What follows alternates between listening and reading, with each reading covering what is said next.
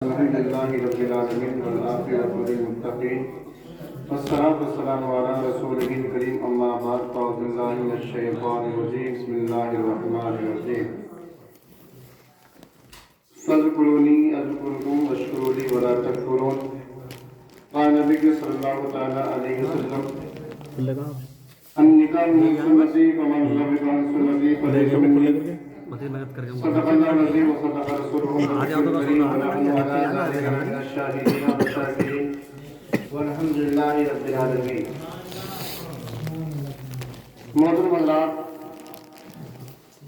یہ محفل جو سجائی گئی ہے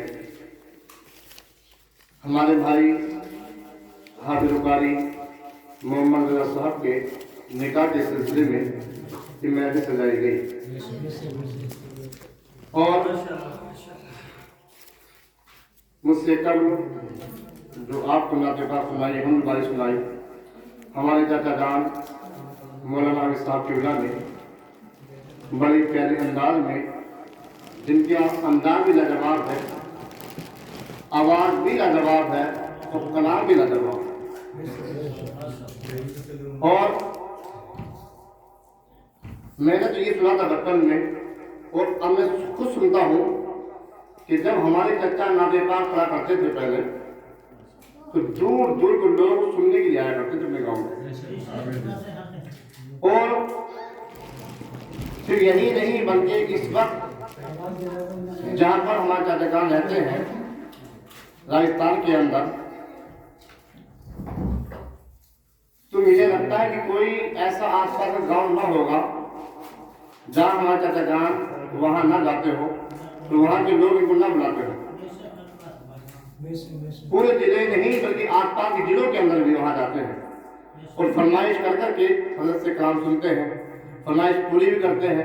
کبھی ہو جاتا ہے فرمائش نہ بھی ہوتی پوری، وقت کا زیادہ عطا کا بھی دبا، کبھی کلام پاک سلام نہیں ملتا، وہ الگ بات ہے، لیکن فرمائش کرتے ہیں حضرت سے. یہ بڑی خوش نصیبی ہے کہ جب کبھی کبھی یہاں آتے ہیں مہینے میں 6 مہینے میں تو ہمیں حضرت کلام پاک سننے مل جاتا ہے کلام. اور جو ہمارے حافظ صاحب جن کی شادی ہے ان کی آواز بھی بڑی پیاری ہے، انداز بھی ان کے لیے اچھا ہے. یہ بھی اپنا ڈنکا بجا رہے ہیں خوب ضلع امروہہ کے اندر، داغا پور اور آس پاس میں. ان کے آس پاس میں کئی گاؤں لگتے ہیں، قریب 4 یا 5 گاؤں، جہاں 4-5 گاؤں ان کے اندر میں ہے. بخارپور، باورپور، گولریا اور 2 گاؤں اور ہیں جو میرے اس سے باہر ہیں.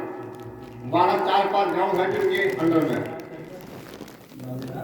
تو بڑے خوش نصیب ہیں اور آپ کی محفل میں ہم آپ آئے اور چند منٹ میں آپ کو لوں گا کہ پھر ہمیں کلام سننا ہے، نعت پاک سننی ہے. میں سوچے میں بھی حاضر لگا دوں ایک بار روز پاک میں اللہم صلی علی سیدنا و شفیعنا و حبیبنا و کلیمنا و مولانا محمد بارک وسلم صلاۃ والسلام علیک یا رسول اللہ صلی اللہ تعالی علیہ وسلم.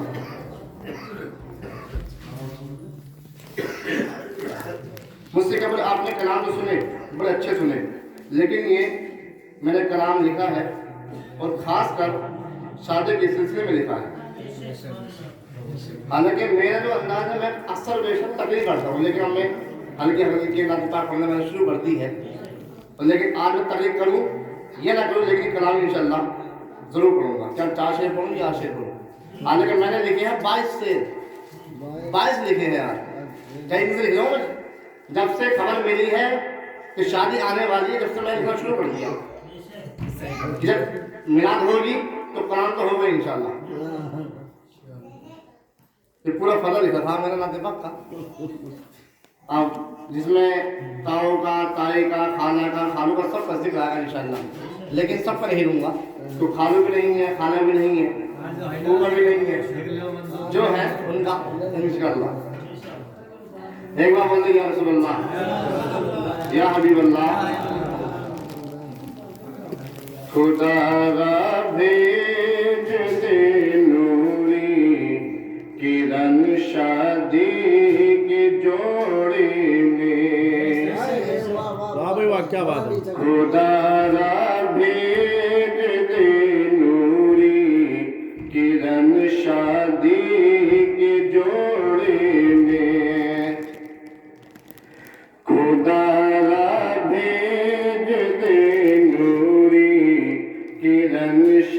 شادی کے جوڑے میں خدا را بیج دے نوری کرن شادی کے جوڑے میں اسی سے جم کے دولے کا اسی سے جم کے دولے کا سہن شادی کے جوڑے میں اسی سے چمک دولے کا سہن شادی کے جوڑے سے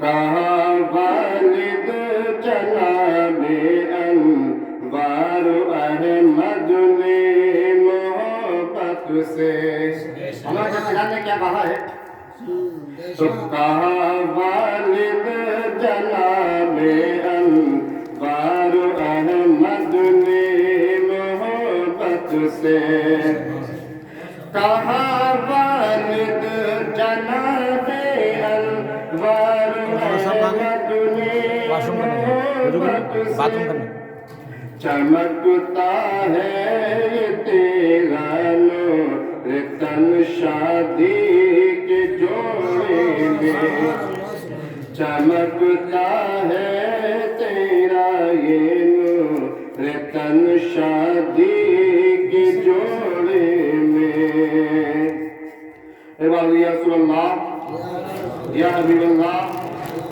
اور بڑا پیارا شعر آپ کے سماعتوں کے حوالے جی بہت ہی شاندار آپ کلام پڑھ رہے ہیں ذرا توجہ سے سنتے رہے ہیں ایسا نا بہت کچھ ایسا ہوتا ہے کہ آواز سیٹ نہ ہوتی ہے اس کو مت دیکھو آپ کلام کو دیکھو کلام کو دیکھیے آواز الگ ہو سکتی ہے کلام کو دیکھیے کلام سنیں آپ کلام جو لکھ رہا ماشاءاللہ بہت شاندار لکھ رہا تیری چاچی و چاچا نے واہ بھائی واہ چاچی نے وہ چاچا نے کیا کہا ہے کہ تیری چاچی و چاچا نے دعا کی میری مولا کیا بات ہے کیا بات ہے تیری چاچی و چاچا نے دعا کی میری مولا کیا دعا کی سدا ہنستے رہے دولا سدا ہنستے رہے دولا دلہن شادی کے جوڑے سدا ہنستے رہے دولا دلہن شادی کے جوڑے میں اور آگے حبیب صاحب کے تاؤ صاحب کیا کہتے ہیں یا رسول اللہ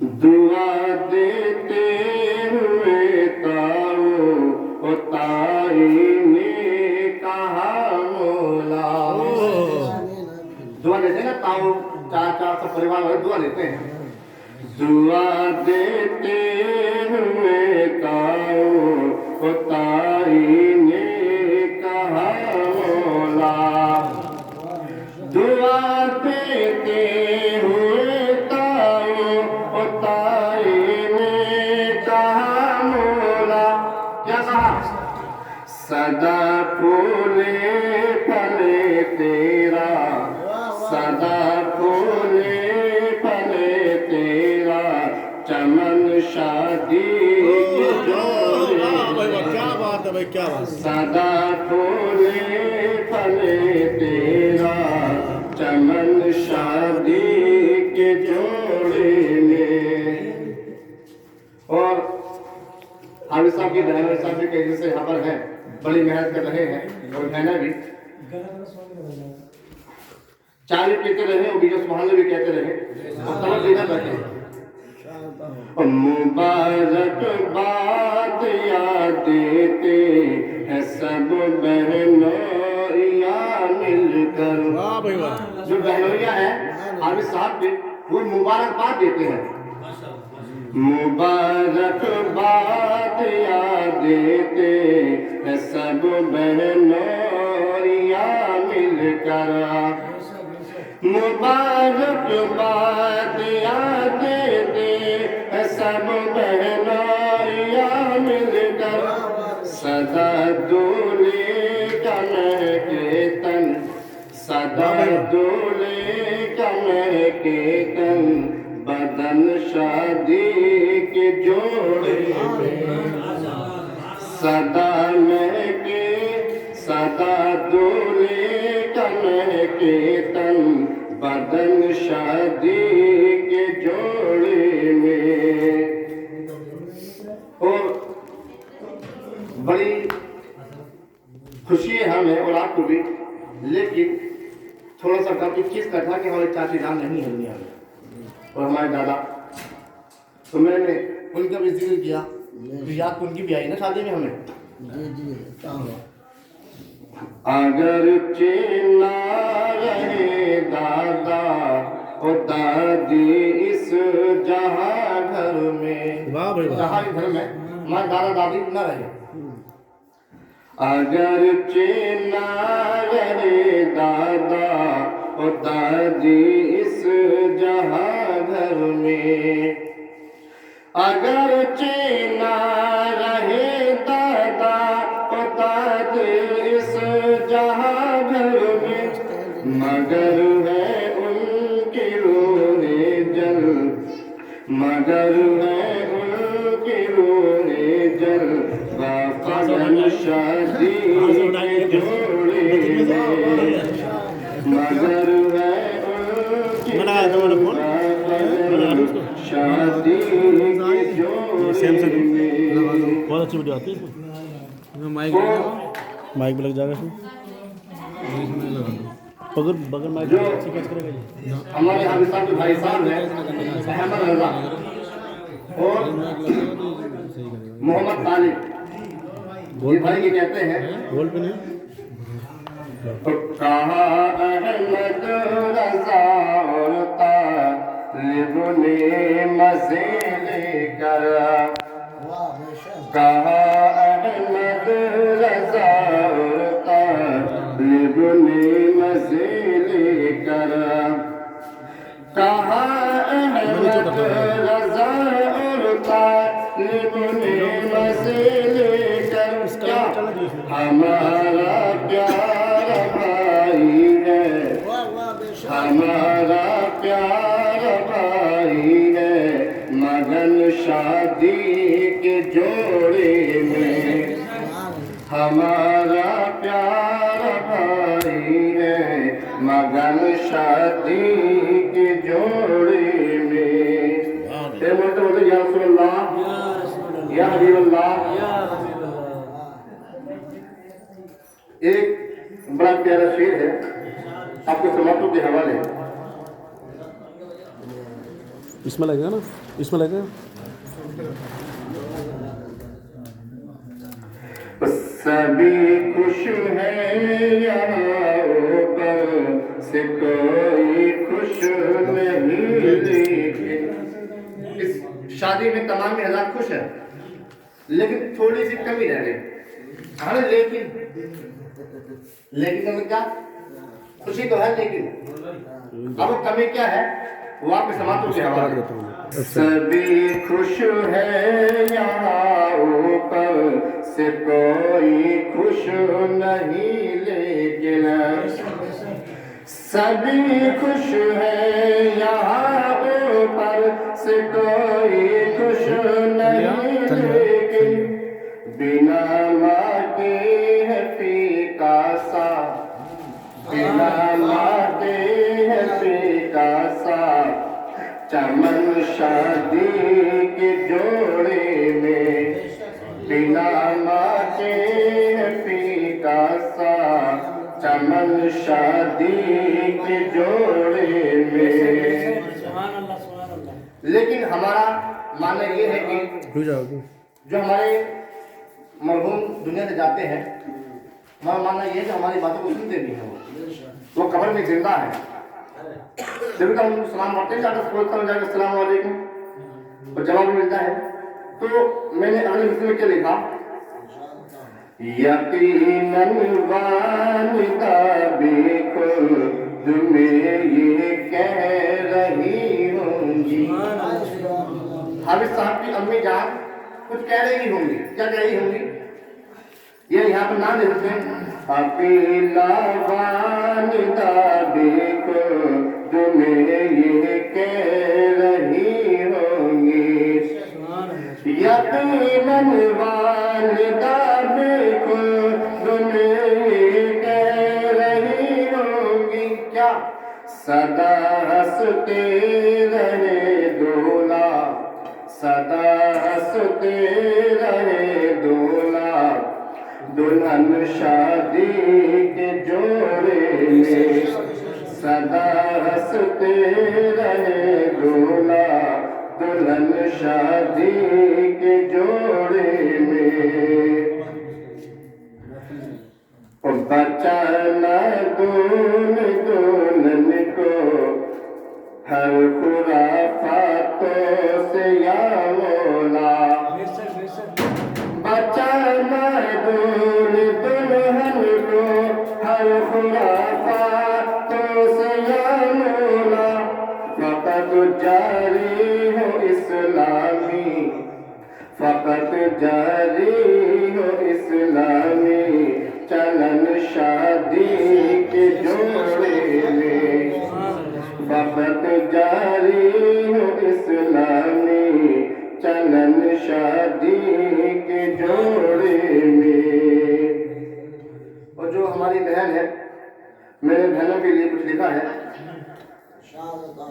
یا مطلب یا رسول اللہ، بڑی محنت بڑی چھوٹی بڑی بہنوں کو پر دیکھو. بہنوں نے بڑی کام کیا کہ ہماری چاچی تو تھی نہیں یہاں پر، جو سامان لانا تھا، کپڑے لانے تھے، بہنوں نے بڑی محنت کری. تو میں نے کیا لکھا ہے، بڑی محنت بڑی چھوٹی بڑی بہنوں کو پر دیکھو. بڑی محنت بڑی چھوٹی بڑی بہنوں کو پر دیکھو. نہ ہے ماتھے پہ ان کے کچھ، نہ ہے ماتھے پہ ان کے کچھ شکن شادی کے جوڑے میں. نہ ہے ماتھے پہ ان کے کچھ شکن شادی کے جوڑے میں. بس آخری مسئلہ کے سوال کو حوالے. خدا توفیق دے راشد دونوں زندگی اپنی. خدا توفیق دے راشد دونوں زندگی اپنی. خدا توفیق دے راشد دونوں زندگی اپنی. گزارے مل کے دونوں پر امن شادی کے جوڑے میں.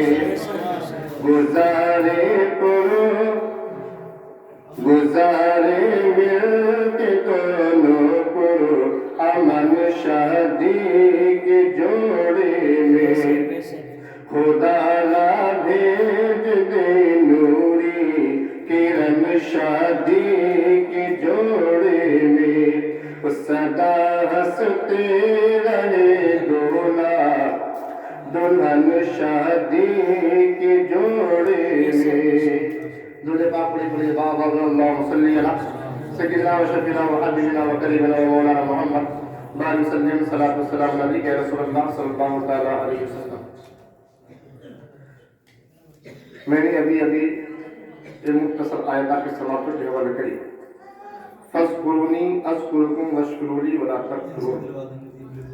کہ تم میرے ذکر کرو، میں تمہارا چرچا کروں گا، اور تم میرا شکر ادا کرو، میری ناشکری نہ کرو.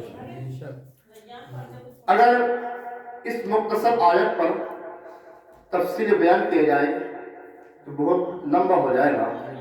اور قرآن پاک تو ایک ایسا معجزہ ہے کہ ایک ایک لفظوں کا انسان بیان کرنا چاہے، میں تو کیا بڑے بڑے مفتی بیان کرنا چاہے تو بیان نہیں کر سکتے. قرآن پاک کے لفظ پر بھی لیکن مختصر کیا ہے کہ تم میرا ذکر کرو میں تمہارا چرچا کروں گا، تم میرا شکر ادا کرو میری ناشکری نہ کرو۔ اس آیت کے مطابق پتہ ہی چلتا ہے کہ ہم اللہ تبارک و تعالیٰ کو یاد کر رہے ہیں تو اللہ تبارک و تعالیٰ ہمیں یاد کر رہا ہے کہ تم میرا ذکر کرو میں تمہارا چرچا کروں گا، تم میرا شکر ادا کرو۔ بڑے خوش نصیب ہے صاحب مکان ہمارے چچا جان، بیٹے کا عقد ہوا، نکاح ہوا تو خوشی ہوئی، گھر میں دلہن آئی تو خوشی میں کیا کیا؟ خوشی میں میراث سجائی، حضور کا تذکرہ کیا، ذکر کیا، اور یہی میں خوشی ہوتی ہے، یاد ہوتا ہے۔ کہا کہ میرا ذکر کرو، میرا یاد کرو، میری ناشکری نہ کرو، میرا شکر ادا کرو۔ میرے آقا کی غلام میں ایک بات میں آپ کو بتا دینا چاہتا ہوں، جو محفل سجاتے ہیں تو محفل کی برکت سے پورے سال اس جگہ پر اللہ تبارک و تعالیٰ کی رحمت برستی ہے، پورے سال ہمیں سکون رہتا ہے صاحب مکان پر میرے آقا کے غلاموں۔ اور یہی نہیں، میں تو اکثر بیشتر کہتا رہتا ہوں، جب ہم آپ جاتے ہیں کسی محفل میں اور جو مراد لے کر محفل میں ہم جاتے ہیں، جب محفل میں ہم جاتے ہیں، محفل میں جانا ہمارا کام ہوتا ہے اور مراد فرمانا تمہارا وطن کا کام ہوتا ہے، مرادیں پوری ہو جاتی ہے۔ لیکن ہم اچھی مرادوں کے ساتھ جائیں، ہم یہ نہ جائیں کہ وہ ہمارے گھر آیا تھا یا نہیں آیا تھا، ہم اس کے گھر جائیں یا نہ جائیں، میرے آقا کے غلاموں یہ نہ دیکھیں کہ گھر کس کا ہے، بلکہ یہ دیکھیں کہ ذکر کس کا ہو رہا ہے۔ ذکر میرے آقا کا ہو تو وہاں اگر دشمن کا گھر بھی ہو تب بھی چلے جاؤ کہ ہم وہاں جب جا رہے ہیں تو ہم یہ سوچ کے نہیں جا رہے کہ دشمن کا گھر ہے، بلکہ ہم یہ سوچ کر جا رہے ہیں کہ یہاں جو تذکرہ ہو رہا ہے میرے آقا کا ہو رہا ہے۔ میرے آقا کے غلاموں یہاں تذکرہ میرے آقا کا ہو رہا ہے، اور آتا ہے جہاں پر ذکر خیر ہوتا ہے، جہاں پر اللہ تبارک و تعالیٰ کا ذکر ہوتا ہے، وہ جگہ کوئی عام جگہ نہیں رہتی، بلکہ وہ جگہ جنت کی کیاری میں سے کیاری بنا دی جاتی ہے۔ تو گویا ہم جہاں پر جو آئے ہیں یہ ظاہر ہے انوار چاچا کا گھر ہے، لیکن حقیقت یہ ہے جب تک یہاں کا ذکر ہوتا رہے گا ہم یہاں بیٹھے رہیں گے، سبحان اللہ کرتے رہیں گے، ذکر کرتے رہیں گے، تب تک یہ جنت کی کیاری بنی رہے گی۔ ہم گویا جیتے کی جنت کی کیاری میں بیٹھے ہوئے ہیں، میرے آقا کے غلاموں ہم سبحان اللہ کہہ رہے ہیں، الحمدللہ کہہ رہے ہیں، تو گویا ہم جنت کے پھول چن رہے ہیں۔ کوئی روایت میں آتا ہے کہ جب بندہ سبحان اللہ کہتا ہے تو گویا اس کے نامے اعمال میں ایک جنت میں درخت لگا دیا گیا، جنت میں ایک درخت لگا دیا گیا، جتنی مرتبہ کہیں گے اتنے درخت ہمارے جنت میں ہو جائیں گے۔ تو بڑے خوش نصیب ہیں، ہمیں جانا چاہیے جہاں بھی ذکر ہو، ہم جہاں تک ہو سکے وہاں ہم کو جانا چاہیے۔ اور اس کے آگے میں نے ابھی مختصر ایک حدیث پاک پڑھی تھی، النکاح من سنتی فمن رغب عن سنتی فلیس منی، کہ نکاح میری سنت ہے، میرے آقا نے فرمایا نکاح میری سنت ہے، اور جس نے میری سنت سے اعراض کیا منہ پھیرا فلیس منی، وہ ہم میں سے نہیں ہے۔ غور کریں، میرے آقا نے فرمایا نکاح میری سنت، جو میری سنت سے منہ پھیرے وہ انکار کرے فلیس منی، وہ ہم میں سے نہیں۔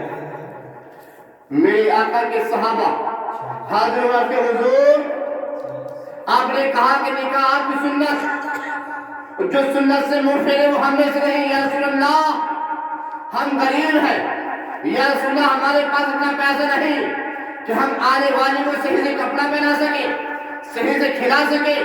جب جو آنے والی ہوتی ہے ہمارے نکاح میں کیا ہوتا ہے، امام صاحب کیا کہتے ہیں؟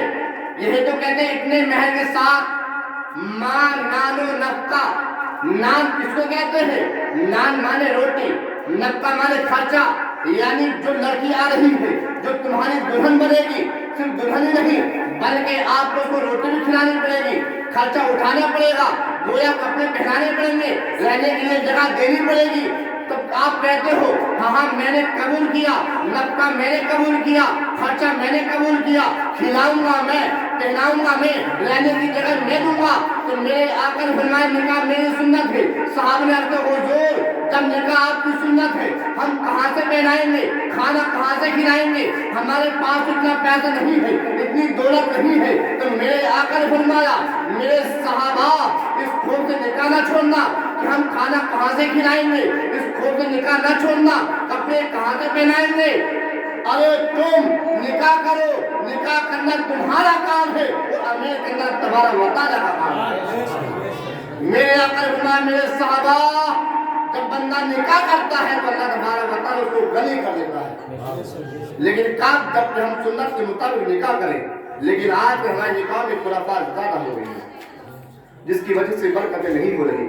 سنت کے دائرے میں رہ کر نکاح کریں تو ہم نکاح کریں گے، ہم انشاءاللہ تبارک و تعالیٰ مالدار ہو جائیں گے۔ کیوں؟ یہ فرمان میرا نہیں، میرے آقا کا فرمان ہے۔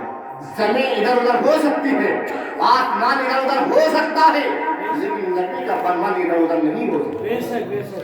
میرے آقا نے کہہ دیا نکاح کرو اور مالدار ہو جاؤ، اگر نکاح کریں گے تو مالدار ہو جائے۔ اور ایک جگہ میرے آقا نے فرمایا کہ جب بندہ نکاح کرتا ہے تو اس کا آدھا ایمان محفوظ ہو جاتا ہے اور آدھا سے وہ اللہ سے ڈرتا رہے۔ کتنی پیاری یہ سنت ہے میرے آقا کی۔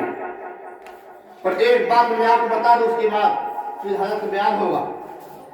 یہ نکاح اتنی پیاری سنت ہے کہ یہ جب کوئی رشتہ نہیں تھا، باپ کا رشتہ نہیں تھا، ماں کا رشتہ نہیں تھا، بھائی کا رشتہ نہیں تھا، بہن کا رشتہ نہیں تھا، دادا کا رشتہ نہیں تھا، خالہ کا رشتہ نہیں تھا، پھوپھا کا رشتہ نہیں تھا، جب کوئی رشتہ نہیں تھا، جب یہ نکاح والا رشتہ تھا تو سب سے پہلے نکاح ہوا، تبھی تو بات رشتے ہوئے۔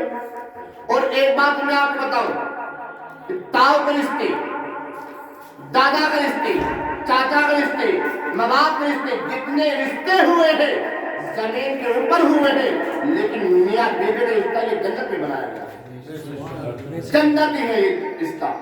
کیوں؟ حضرت آدم علیہ السلام جنت میں رہے، پیدا کر دیا تبارک تعالیٰ نے، جنت میں تھے۔